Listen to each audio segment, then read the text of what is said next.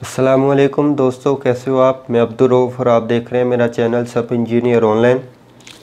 पिछली वीडियो में मैंने आपको बताया था कि फ्लाईओवर क्या होता है और किस तरह तामीर किया जाता है। ये उसी फ्लाईओवर का दूसरा हिस्सा है जिसमें मैं आपको बताऊंगा कि फ्लाईओवर के जो रैंप्स हैं, ये वाले जो रैंप्स हैं जिस पे गुज़र के हम अपने फ्लाईओवर पे आते हैं, ये किस तरह तामीर किए जाते हैं। क्योंकि जितना अहम ये पार्ट है उतने अहम हमारे ये वाले दो पार्ट्स हैं। तो इसके लिए रैंप दो तरह से तामीर किया जाता है। सबसे पहले तो जो डिज़ाइनर है इसकी स्लोप के हिसाब से लेंथ डिसाइड करता है कि हमारी लागत क्या आएगी, हमारी जो रैंप है उसका चढ़ाव किस स्लोप में होगा। तो जब वो फाइनल हो जाता है तो एक तरफ जहाँ पे पायल का पियर्स, ट्रांसम और गार्डर तैयार हो रहे होते हैं, उसी तरह दोनों एजेस पे जो हम अपने रैंप्स तामीर करते हैं। रैंप जो हमारे दो तरह होते हैं, एक रिटेनिंग वाल, स्पेलिंग की कोई गलती हो तो उसके लिए माजरत, और दूसरी होती है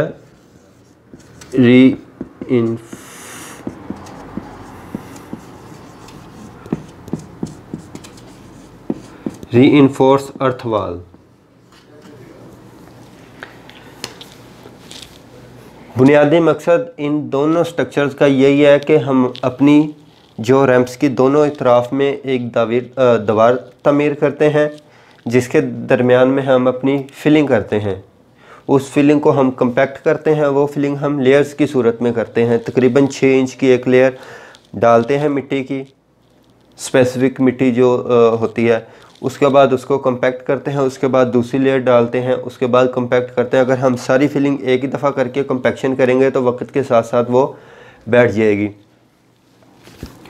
तो पहले मैं आपको बताता हूँ रिटेनिंग वाल।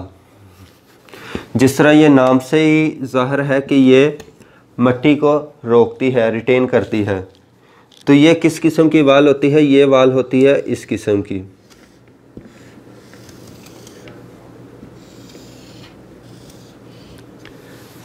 ये इसकी बेस स्लैब होती है, ये इसके ऊपर वाल होती है। अब अगर इसका प्लान देखा जाए तो इसका प्लान कुछ इस तरह होता है कि इस तरफ से ये कम चौड़ी होती है, इस तरफ से ये ज़्यादा चौड़ी होती है, और जबकि ये जो वाल है इसकी वो इस तरह तामीर होती है। अगर ये हमारा रैंप है, इसके इस तरफ भी वाल है, फ़र्ज़ करें ये वाल है। यह एक दफ़ा रिमूव करके आपको बना कर बताता हूँ।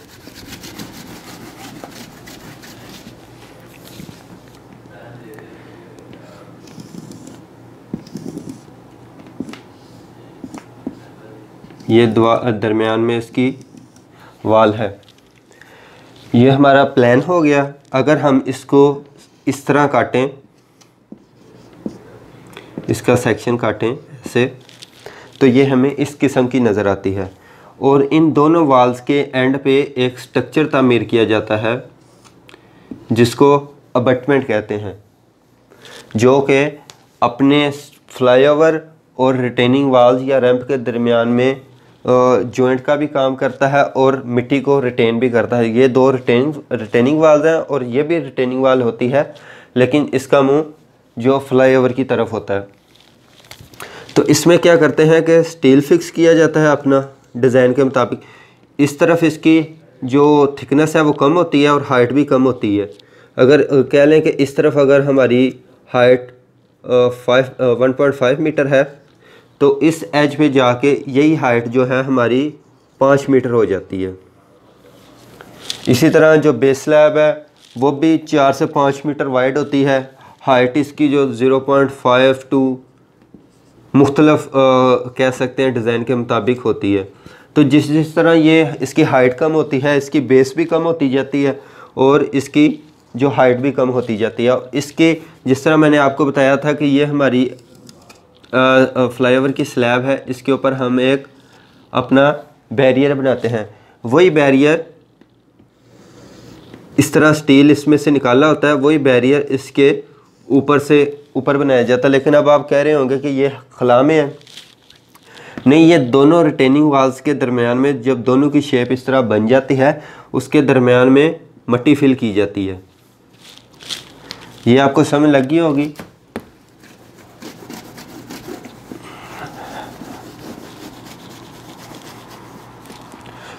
अब इस तरफ भी बना लूँ ज़रा,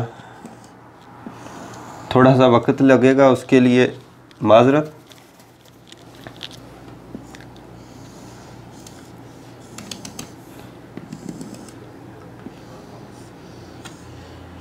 जी, ये हमारी 2 रिटेनिंग वाल्स बन जाती हैं। इसके दरमियान में हम अपनी मट्टी फिल करते हैं।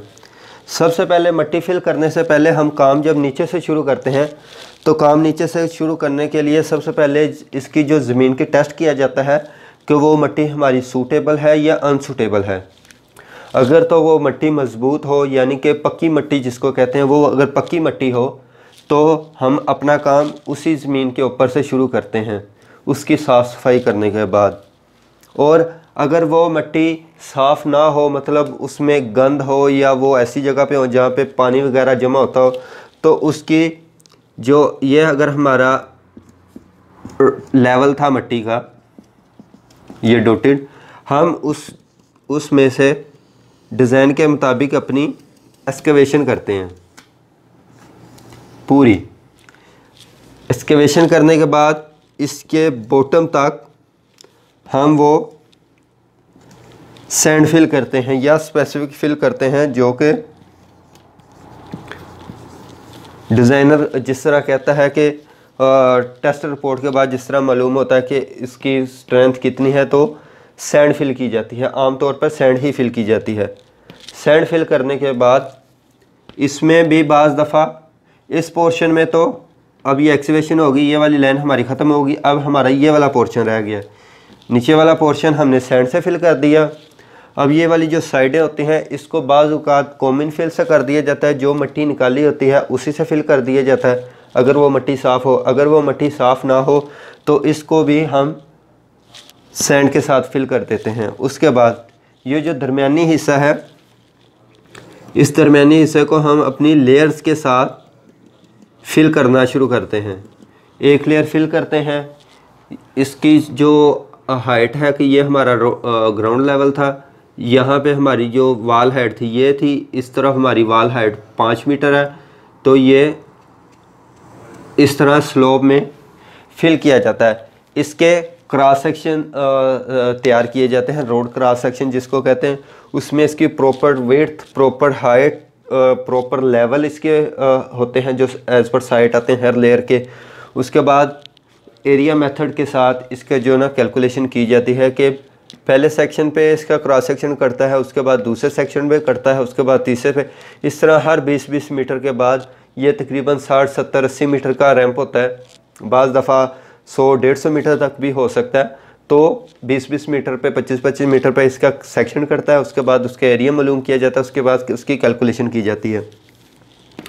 जब ये सैंड फिल कर दी जाती है इस पोर्शन तक आके, तो यहाँ पे आके हम अपनी एक स्लैब तैयार करते हैं दोनों तरफ। ये भी बैरियर हमारा ऊंचा है, इसको ज़रा,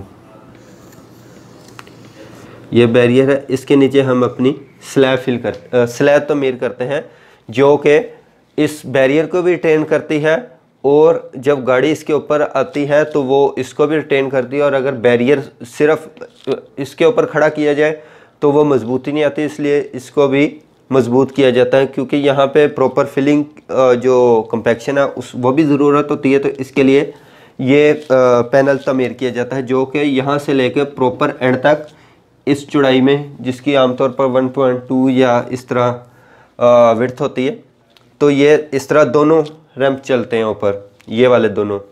अब मिट्टी फिल हो जाने के बाद, सैंड फिल हो जाने के बाद, हम इधर अपनी सब बेस फिल करते हैं, जिसको आमतौर पे छोटी रोड भी कहते हैं। उसके बाद डिज़ाइन के मुताबिक इसके ऊपर जो बड़े पत्थर, जिस तरह आपने देखा होगा सड़कें बनते हुए बड़े मजबूत पत्थर होते हैं, उसमें खाका भरा जाता है। खाका भरने के बाद उसमें पानी डाला जाता है तो वो एक कंक्रीट सा मिक्सचर तमीर हो जाता है। इसकी कंपैक्शन की जाती है। इसकी कंपैक्शन होने के बाद इसके ऊपर ABC और AWC कर दी जाती है। आमतौर पर जो बैरियर होता है हमारा, अगर आप देखें ये अगर बैरियर की प्रॉपर शेप है तो हमारे जो बैरियर की ये वाली हाइट है क्लियर, ये तकरीबन 0.2 से 0.3 जो है ना मुअल्लक की जाती है, ताकि अगर गाड़ी का टायर इसके ऊपर स्लिप भी हो तो इसके राउंड शेप होने की वजह से इसके साथ हिट ना हो, वापस पलट आए। तो ये हमारा एक मेथड होता है, इसको रिटेनिंग वाल्स कहा जाता है। अगर आप इसकी अबटमेंट अब किस तरह तमीर की जाती है, अगर अबटमेंट तमीर करनी हो तो उसकी शेप इस तरह होती है।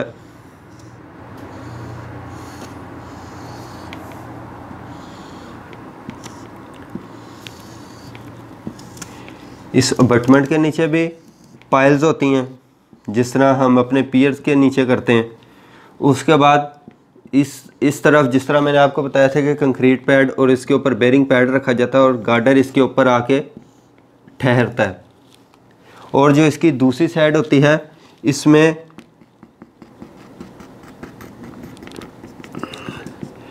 इस तरफ दोनों साइडों पे हम अपनी वाल तमीर करते हैं, क्योंकि हमारी जो रिटेनिंग वाल है, हमारी रिटेनिंग वाल यहाँ पे आकर रुक जाती है। हमारी रिटेनिंग वाल यहाँ पे आकर रुक जाती है तो इसकी ये वाली जो दो दीवारें हैं, अगर इसको आप प्लान दिखाऊँ आपको,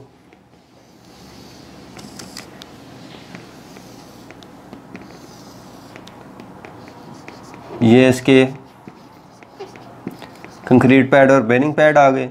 इसके बाद ये इसमें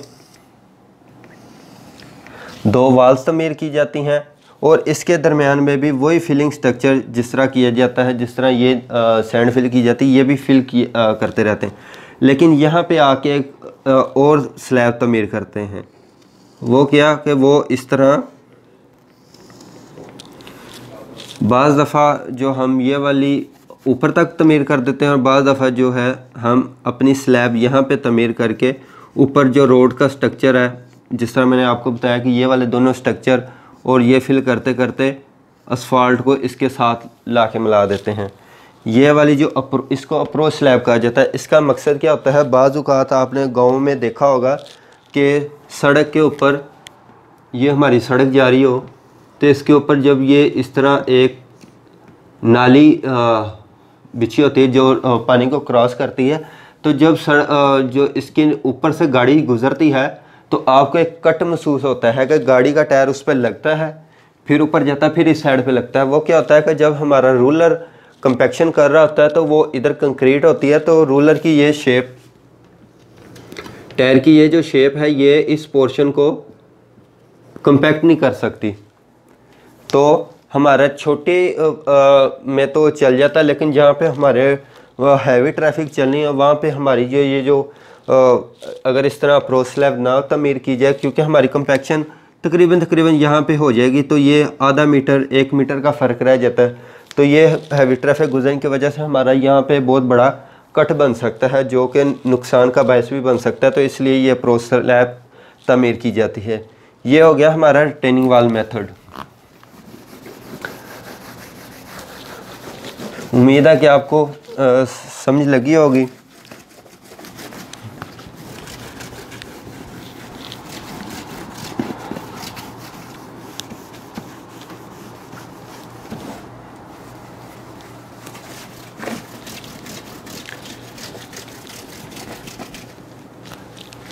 अब आपको बताता हूँ रीइंफोर्स अर्थ वाल। ये क्या होता है, ये भी हमारा जो रिटेनिंग वाल का ही काम करता है, सेम वही स्ट्रक्चर होता है, लेकिन इसमें हम अपने जो पैनल्स को पहले से तैयार कर लिया जाता है। आपने बाज़ जगह पे इस तरह के पैनल लगे हुए देखे होंगे।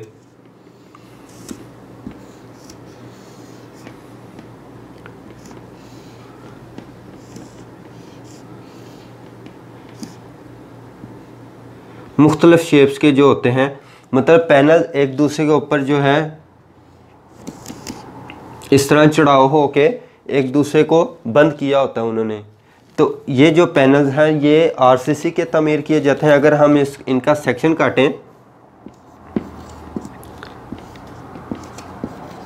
तो इनका सेक्शन कुछ इस तरह होगा कि इनकी जो चौड़ाई होती है तकरीबन 6 इंच होती है। इनमें एक हुक लगा दी जाती है। जब इसकी आरसीसी की कंस्ट्रक्शन की जाती है तो इसमें इधर इधर और तकरीबन 4 जगह पे हुक लगा दी जाती है। तो ये अलहदा से तैयार किए जाते हैं साइज़ के मुताबिक। जिस तरह आपको बताया था कि एक शेप जा रही है, उसमें उस शेप में कि ये अगर हमारी शेप जा रही है तो यहाँ पे इस शेप का बनेगा, इधर जाकर इस शेप पे बनेगा, इधर जाकर इस शेप पे बनेगा। तो एज़ पर लेवल जो इनकी शेप बन रही होती है वो एक्चुअल बनाई जाती ताकि कटाई ना करनी पड़े। तो जब ये पैनल तैयार किए जाते हैं, इन पैनल्स के लिए नीचे एक हम अपना कंक्रीट पैड तैयार करते हैं।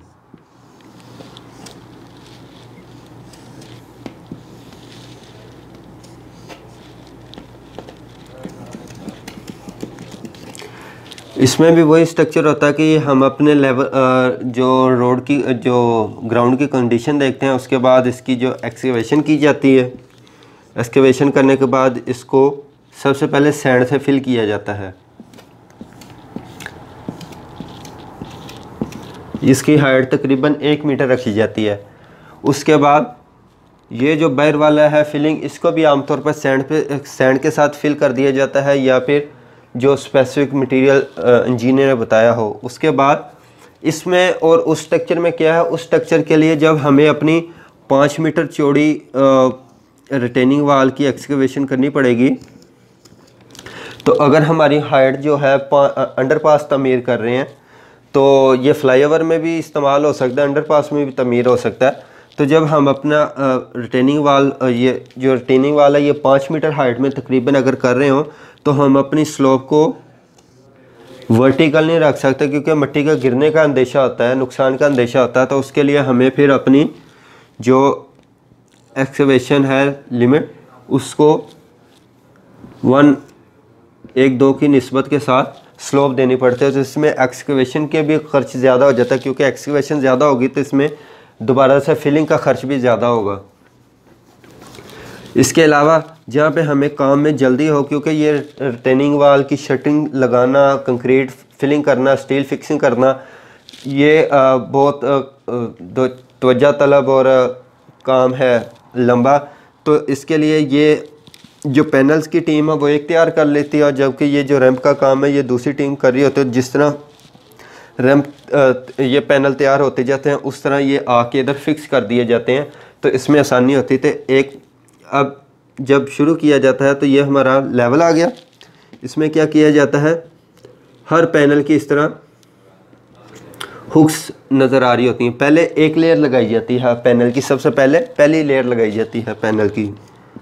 ये पहली लेयर लगाने के बाद इसमें जो स्ट्रिप होती है, अब आपको इस तरह मैं बता सकता हूँ कि ये स्ट्रिप होती है। ये स्ट्रिप इधर से गुजार के, ऐसे गुजार के, ये हम अपनी मिट्टी सैंड फिल करते हैं। पहली लेयर के ऊपर हम अपनी ये वाली स्ट्रिप इस तरह गुजारते हैं, इसके ऊपर से गुजार के ऊपर रख देते हैं। उसके अंदर हम अपना एक सरिया जो जिसकी हाइट तकरीबन 6 इंच होती है वो सरिया इसके अंदर लगा देते हैं, ताकि ये पैनल अपनी जो स्ट्रिप की टाइटनेस की वजह से बाहर ना गिरे। तो जब इसकी अच्छी तरह कंपैक्शन हो जाती है तो ये मज़बूत हो जाता है हमारा पैनल। उसके बाद दोबारा इस साइड के पैनल की लगाई जाती है, फिर ऊपर वाले दोनों पैनल्स की। इस तरह जिस तरह हमारी हाइट बढ़ती जाती है हम अपनी फिलिंग को करते जाते हैं, साथ साथ जो है ना इस तरह अपनी स्ट्रिपें साल लगाते जाते हैं। जब हम सबसे ऊपर पहुंचते हैं तो उसमें फिर हम अपनी जो इस साइड की जो अप्रोच स्लैब है वो तैयार करते हैं। लेकिन इसके साथ अब जब आप इसको टॉप से देखें तो ये बिल्कुल अलग अलग पैनल होते हैं। जब आप इसको बना रहे हैं तो इसके ऊपर एक कैपिंग बीम तमीर किया जाता है इस शेप का, जो कि देखने में भी खूबसूरत लगता है और जो है इन सारे पैनल्स को टॉप से पकड़ के भी रखता है। अगर इसको इस तरह आप कह सकते हैं कि ये इन पैनल्स को पकड़ के भी रखता है और मजबूती भी देता है। उसके बाद जब ये दोनों स्लैब्स तमीर कर दी जाती हैं, इनके ऊपर भी सेम जो बैरियर है बैरियर तमीर कर दिया जाता है। जब ये यहाँ तक फिलिंग हो जाती है तो उसमें हम अपना सेम वही वाटर बाउंड सब बेस और फॉल्ट वगैरह करते हैं। और इसके साथ साथ जो इसकी जो बैक वाल है जिसको अबटमेंट वाल मैंने आपको बताया, बाज़ दफ़ा वो अबटमेंट वाल ही तमीर कर दी जाती है और बाज़ दफ़ा जो है इन साइड ये जो आउटर साइड पे खूबसूरती देने के लिए अंदर अबटमेंट वाल होती है, लेकिन उसकी फ्रंट पे इस तरह के पैनल लगा दिए जाते हैं। तो वो लगता है कि जिस तरह ये जो रीइंफोर्स अर्थ वाला है इसी ने रिटेन किया हुआ है फ्लाईओवर के जो हैं बीम्स। तो ऐसा नहीं है, वो जो हमारे गर्डर हैं उनको जो सहारने के लिए, उनको बर्दाश्त करने के लिए जो अबटमेंट वाल है वही काम आती है, लेकिन ये उसको खूबसूरती देती है। तो ये थी हमारी फ्लाईओवर्स के रैंप जिसमें रीइंफोर्स्ड अर्थ वाल और रिटेनिंग वाल तमीर की जाती है। अगर आपने इसको देखना हो, अगर आप लाहौर के हैं तो ये रीइंफोर्स्ड अर्थ वाल जो है हम आज़ादी चौक में तमीर की गई है और जो रिटेनिंग वाल है वो भी आपको मुख्तलिफ प्रोजेक्ट्स पे नज़र आ जाएगी, तो आप उनको देख सकते हैं या गूगल कर सकते हैं। तो उम्मीद है कि आपको मेरी ये वीडियो अच्छी लगी होगी। अगर आपको पसंद आए तो अपने दोस्तों के साथ शेयर कीजिए, कंस्ट्रक्शन के दोस्तों के साथ। और अगर कोई सवाल हो तो आप इनबॉक्स में कमेंट्स में पूछ सकते हैं और साथ बने रहिए ताकि जो और कंस्ट्रक्शन के रिलेटेड जो वीडियोस हैं, जो नए आने वाले दोस्त हैं उनको कॉन्सेप्ट क्लियर नहीं होता तो उनको क्लियर करने में मदद मिले। अस्सलाम वालेकुम।